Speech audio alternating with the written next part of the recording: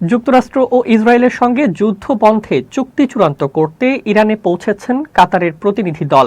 মার্কিন president Donald ট্রাম্পের চুক্তি স্বাক্ষর নিয়ে আশাবাদের পর এ তথ্য সামনে এসেছে। সংশ্লিষ্ট সূত্রের বরাতে বার্তা সংস্থা রয়টার্স এ তথ্য জানিয়েছে।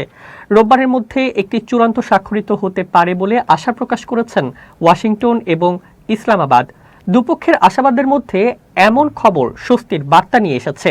চুক্তিটি স্বাক্ষরিত হলে দীর্ঘ প্রায় 4 মাসের সংঘাত ও অর্থনৈতিক অস্থিরতার অবসান ঘটবে। তবে ইরানি কর্মকর্তারা এই সময়সীমার বিষয়ে সন্দেহ প্রকাশ করেছেন।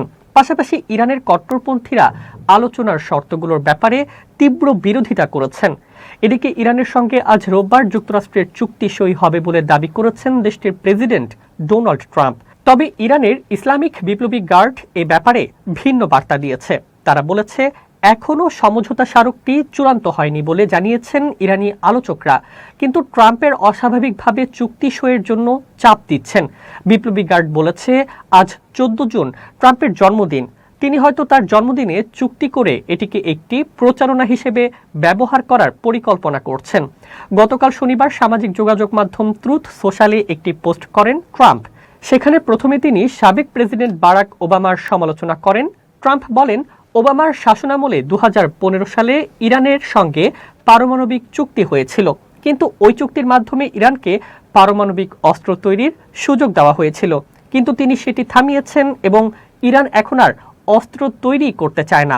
তারা ইরানের সঙ্গে অন্য সরকারের চেয়ে তার সরকারের সঙ্গে ভালো সম্পর্ক আছে বলেও দাবি করেন তিনি।